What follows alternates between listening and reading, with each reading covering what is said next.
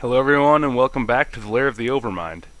Well, I've got some good news and I've got some bad news. Go ahead and start with the bad news first. The beta has been closed by Blizzard. They are done with the beta testing and are probably just going to use the rest of the month to hammer out whatever bugs are in the game to get it ready for release. So that's the bad news. I won't be able to continue any of my beta series as the beta is no longer up. However, the good news is that they've released a patch which releases a lot of the stuff from the expansion into the actual game. So I'm just going to go ahead and read over the patch notes and let you guys know what's been added. Maybe get some people excited getting back into the game and whatnot. So let's just read through a lot of these. We have General. Pools of Reflection have been added to the game. Of course, they provide a 25% bonus to experience, and the bonus persists until you reach a set amount of bonus experience equal to approximately 10% of the current amount of Paragon experience needed, so that'll help level your Paragons and scale with how big your Paragon levels are. Or if your character dies, of course, you lose the bonus. Gathering additional pools of reflection bonuses increases the amount of total experience bonus a character can receive until character death, stacking up to 10 times, which is pretty awesome. So you can get an entire Paragon level worth of bonus experience if you do not die and you just level up with a lot of good energy and whatnot. So next we have Nephilim Glory has been added to the game. We all know what that is if you've been following my channel. Occasionally during battle, monsters will drop power globes when damaged or killed, and these power globes will grant Nephilim Glory buff, which causes players to deal additional damage in the form of golden lightning bolts and increases their movement speed for a short time. The buff can stack up to 3 times, which is pretty awesome. New character statistics have been introduced. These include toughness, healing, splash damage, cooldown reduction, and resource cost reduction. So you'll be able to gauge your toughness a lot easier as opposed to back before the patch. Lifesteal has been redesigned and is now less effective at higher character levels. At level 60, lifesteal is reduced to 10% effectiveness. So this is going to make the entire game as far as healing goes, gravitate towards life per second and life on hit, I believe. I still don't really think life on kill is that effective, and now lifesteal isn't really all that great either. Let's see here. Players now have the ability to resurrect in multiple places when they die in non-hardcore games. You may choose resurrect at body, town, or at the last checkpoint you encountered.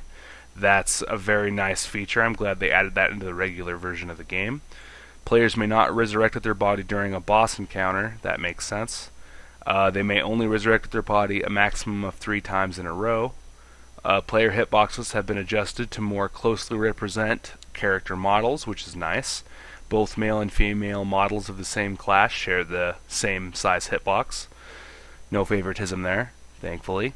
Followers now automatically level with characters. That's good, so there's no confusion on where your follower is supposed to be at. Quests now occasionally grant item rewards when completed during the leveling process. I was showing that off in the beta. That's pretty awesome. So gold can no longer be traded. This is something that's very important to my channel in specific at the moment because I just put up a gold giveaway video. Now this doesn't mean that the giveaway is cancelled by any means. I just won't be able to give gold away apparently, and I'm very saddened by this.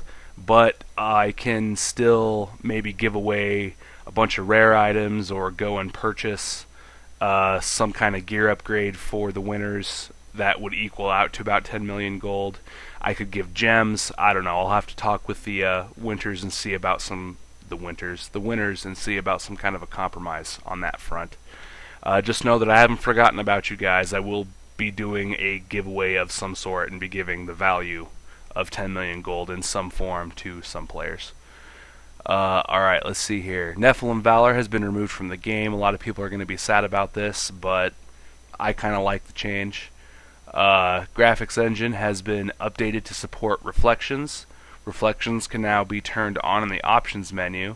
Anybody with really nice PCs will get a really awesome kick out of that. Bosses. Many bosses have had their mechanics revisited and retuned, excuse me. The following bosses have received the largest changes to their encounters. Magda, as we saw in the beta, has Frozen that works on her skills now. She also summons a bunch of guys, and the fight is pretty much a lot more epic. Siegebreaker also, there's a couple of those worm things that you fight in Act 3 that like jump up onto the castle and spat out a bunch of dudes. You fight a lot of those alongside Siegebreaker.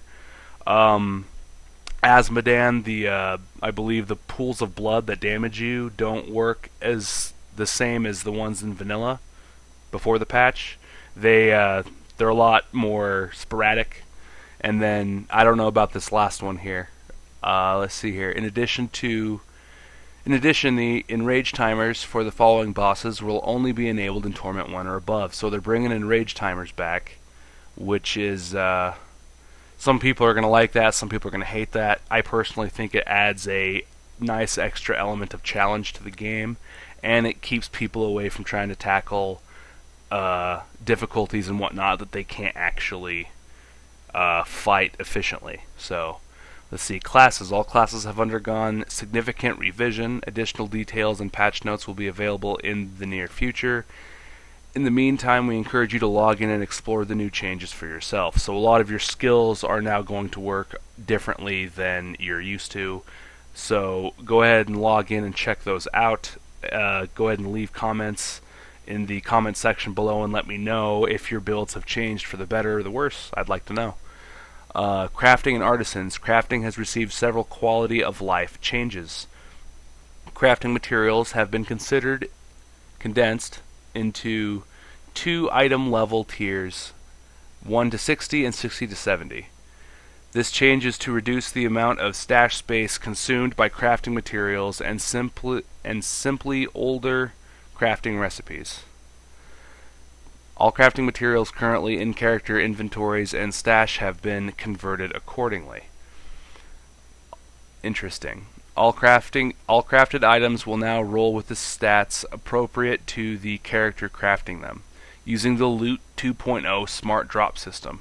This will make crafting way more rewarding, in my opinion. Please note that items designed to roll specific stats, such as the Archon armor patterns, are exempt from this system. Items purchased from vendors are now flagged as such and cannot be salvaged. That's a bummer. Well, no more easy farming salvageable materials. Difficulty. The difficulty system has been completely revised. Nightmare, Hell, and Inferno modes have been removed. Difficulty is now dynamic and monsters will level up with your characters. I'm really curious to see if they're going to include Paragon levels on this. In this equation. See if they level up, because otherwise, you just get to like Paragon 500,000 whatever, and you just raffle stomp everything in the game.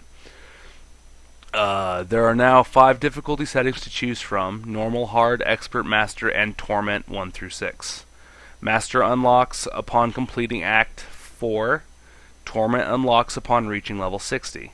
Torment includes a difficulty slider offering an additional 6 adjustments with increasing rewards and more powerful monsters. This is good because now everybody in the regular version of Diablo can try out the new difficulties and stuff. I'll be looking forward to playing with a lot of you. Go ahead and leave your battle tags in the comment section below if you'd like to play together, do some Torment runs, or whatever else. Each level offers new bonuses and rewards visible in the difficulty selection menu. You can now lower your difficulty setting in-game, which will be good if you, say, decide that you can maybe take on Torment 6 and you're not quite ready for it, so you kind of tone it down to Torment 2 or even Torment 1, who knows. This option is disabled in hardcore mode. So for hardcore players, you really need to think twice before going into really high difficulty settings. It's really sad to do all that work on a hardcore character and to die because you think you can tackle something you actually can't. And don't forget, enrage timers are back in the game, so be very, very careful. There's going to be a lot of hardcore deaths due to those enraged timers, I'm assuming. To account for these changes, monster density has been adjusted across all acts. That's pretty awesome. Events. Cursed chests are now in the game. Cursed chests and shrines around, chests and shrines around Sanctuary now have a chance to be cursed, starting an event once they are inspected. Like other events, completing a cursed chest or shrine provides a small golden experience reward as well as either a radiant chest or a random shrine buff. These events offer a variety of challenges, including endless monster waves and timed events. The endless monster waves will be nice for leveling up and whatnot. Infernal Machines. Torment level difficulty is now required to use Infernal Machines. So you can't farm Hellfire Rings on lower difficulties anymore. You are going to have to step it up to Torment level or higher. Let's see here. Itemization. Loot 2.0. Itemization has undergone a major overhaul. Legendary and set items are now bind on account. I personally don't agree with this change because you can't trade legendary items between your friends and stuff, with the exception of players in multiplayer games may trade legendary and set items they find with others who were present for the drop for up to 2 hours after the item is acquired. I really think you should still be able to trade legendary and set items because maybe you can get something that you might encounter somebody who really needs it and they have something that, God forbid, you need, you know. That's going to really cut down on trading, I think, which I wish they would put that back to the way it was, but moving on. The smart drop system has been implemented. All items that drop have a chance to roll as smart loot. Smart loot items roll intelligently based on the character being played. Example, a wizard is more likely to find items with intelligence or bonuses to wizard skills than a barbarian. This will make farming a lot more fruitful because you'll get a lot more potential stuff for the character you're farming with. Class-specific items will no longer roll stats inappropriate to their class. Example, intelligence will no longer appear on mighty weapons or belts. Once again, making farming a lot more fruitful because you won't find complete trash all the time. New item affixes have been added to the game. These include splash damage, which I'm sure people are going to be making a lot of splash damage builds. Cooldown reduction, that's going to be another really big central build focus. Resource cost reduction, plus damage to physical damage skills and specific class skill bonuses. This specific class skill bonuses thing here is going to make a lot more people's specific builds really strong. You can stack cleave damage, and if you're just a barbarian that likes to cleave and rend the heck out of everything, just make a build based on it. You just do like around double or maybe even more of your damage, who knows. Item properties have been separated into two categories, primary and secondary. The primary stats include strength, dexterity, intelligence, vitality, critical hit, damage, chance, attack speed, life per second, armor, plus life, bonus damage to elites, bleed damage, all resistance sockets, and all new affixes listed above. Secondary stats include gold find, thorns, bonus experience per monster kill, chance for either fear, stun, blind, freeze, chill, slow, immobilize, and knockback, ignore durability loss, bonus healing to health globes and potions, bonus pickup radius, single resist, life after kill, and level requirement reduction. Whew, that's a lot of affixes. This is to prevent stats that directly and indirectly increase character power from competing with one another. Okay, I see. Stat ranges on items have been narrowed significantly. Example, instead of an item having a stat range of 1 to 200 strength, its range might now be something like 140 to 200, which is good because, once again, a lot less chance for really crappy item rolls. Legendary powers now roll in a range instead of a statistic amount. Example, the legendary Spirit Stone, the Laws of Seth, has the legendary affix using Blinding Flash restores 75 to 100 spirit. Players can now view the stat ranges of items by pressing and holding control while an item's tooltip is open. This will be really useful for anybody curious on how perfect they rolled their item. All legendary items have been reworked with one or all of the above points in mind. Please note that all of these changes will only affect new items that drop after the patch is live. Existing items will not be affected. So, Get rid of all of your current gear, guys. Don't get rid of it until you get replacements, but your current gear is going to be practically useless, as we have seen in the beta. So, prepare for that. Potions have been condensed to a single type. They now provide 60% of your total health when consumed. I'm a very big fan of this. No more trying to collect potions of different levels and all that good stuff. Just one potion type across the board. And the more health you have, guess what? The more health you heal. I love that mechanic. It's pretty sweet. Legendary and set items can now be dyed. I'm a big fan of this also. Monsters. Monster affixes have been revisited and retuned. Arcane Enchanted. Spawn effect now shows which direction it will start rotating. This will help you in kiting around the arcane sentries. Desecrator's damage now begins low but quickly ramps up to its maximum damage. So this will give you a little bit of a chance to micro out of it as well. Frozen increased the number of frozen crystals spawned by monsters with this affix.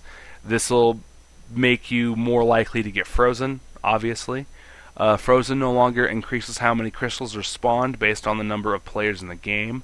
That'll be very easy to work around, thankfully. Frozen crystals now deal area of effect damage over time to players as they build up to their explosion. Ooh. So Frozen has become a lot more dangerous, guys. Watch out for that in the game. Jailer now does a small amount of damage when applied to the player. That's fair, I guess. Vortex now does a small amount of damage when applied to the player, so they're just kind of giving a damage buff, it seems, to a lot of the monster affixes. Mortar now has an outer impact area that does less damage than the center of impact. That's good. So you take less damage for almost dodging it. Now detonates if they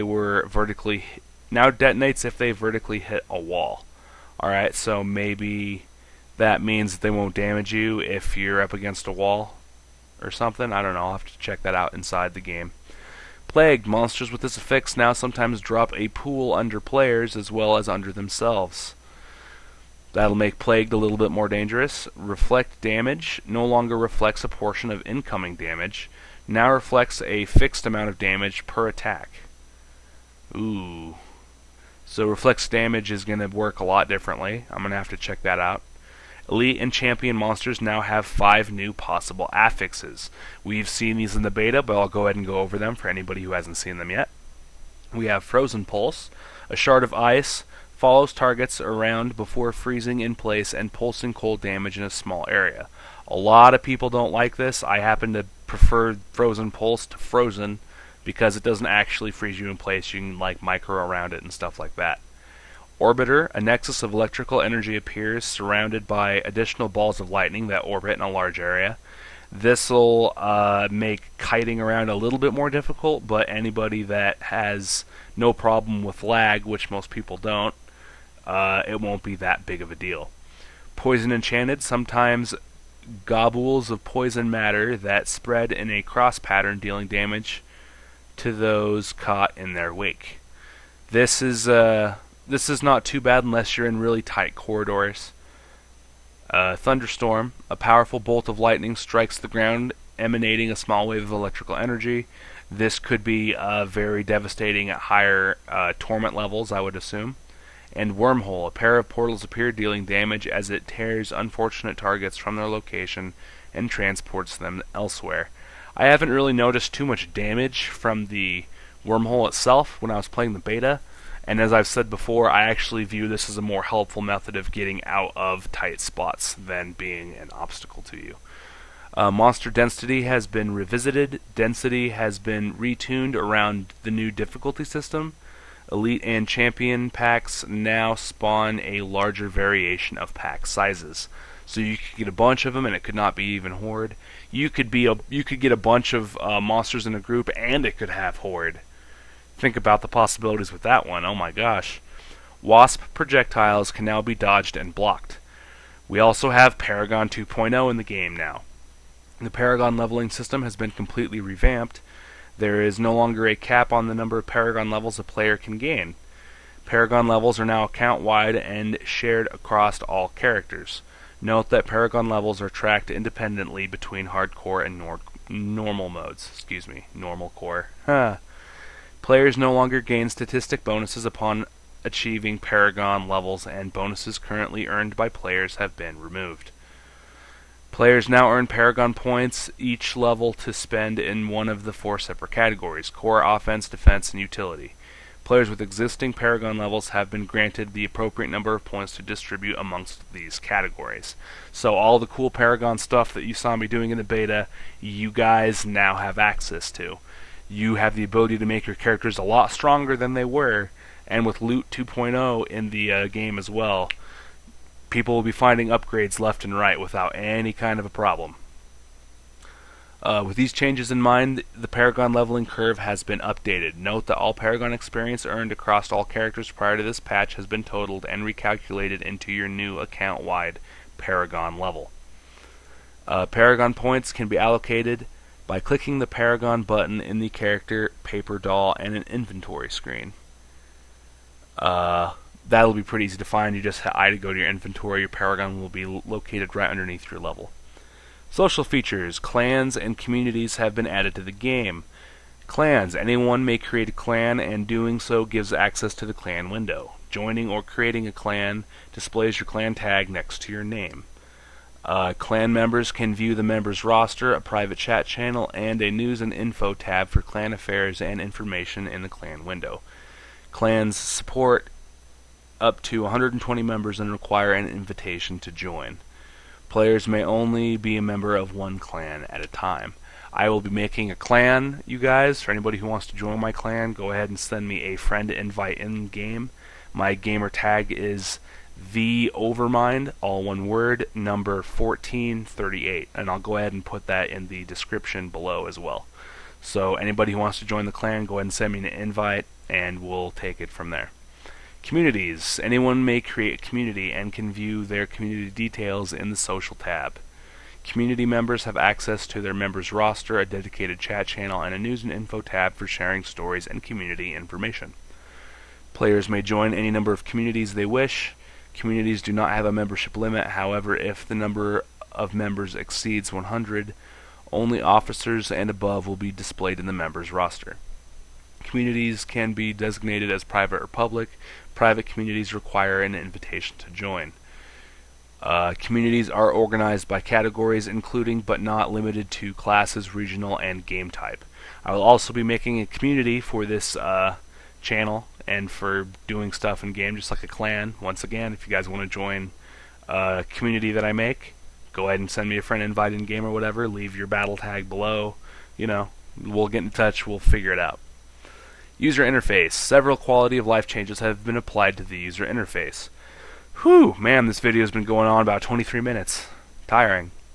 Let's see what we got here. The difficulty and game creation menus have been completely redone. The in-game menu has been revised. The waypoint list has been replaced with a waypoint map.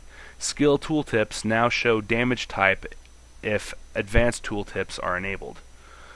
Several new social options have been added to support clans and communities. These can be accessed in the options/gameplay menu. New chat colors associated with clans and communities have been added. There is now an option to enable icons for dropped items instead of text. Really? We're going to have to check that out. This can be enabled in the options gameplay menu. There is now an option to automatically skip all cutscenes. This can be enabled in the options gameplay menu. That'll help people that are just trying to speed run through stuff. Item labels for gold piles are no longer displayed. This is to reduce visual clutter. Values are still displayed when gold is picked up. Whew, and that is the end of the patch notes, guys. Full 24 minutes of patch notes. My gosh. I commend anybody who was able to sit through that. It was difficult for me. Anyway, go ahead and give this video a like if you guys did indeed like it. Give me a comment if you guys have any suggestions for me, and subscribe if you'd like to look forward to more videos in the future. And hey, go ahead and share this video with your friends so they can check out all the patch notes and see what's new in the game. Maybe it'll bring them back to the game. Who knows? Anyway, go ahead, like I said before, go ahead and send me a friend request in game. My tag is the Overmind, number 1438. If you guys would like to play some games together or whatever. And I will see you guys next time for some more Diablo 3 videos. As I said before, also, the gold giveaway is no longer a gold giveaway, but the giveaway will still be in place. I will find a way to emburse the winners, whom I will decide at a very short date. Alright, thanks for watching, guys, and I'll see you next time for more Diablo 3 content.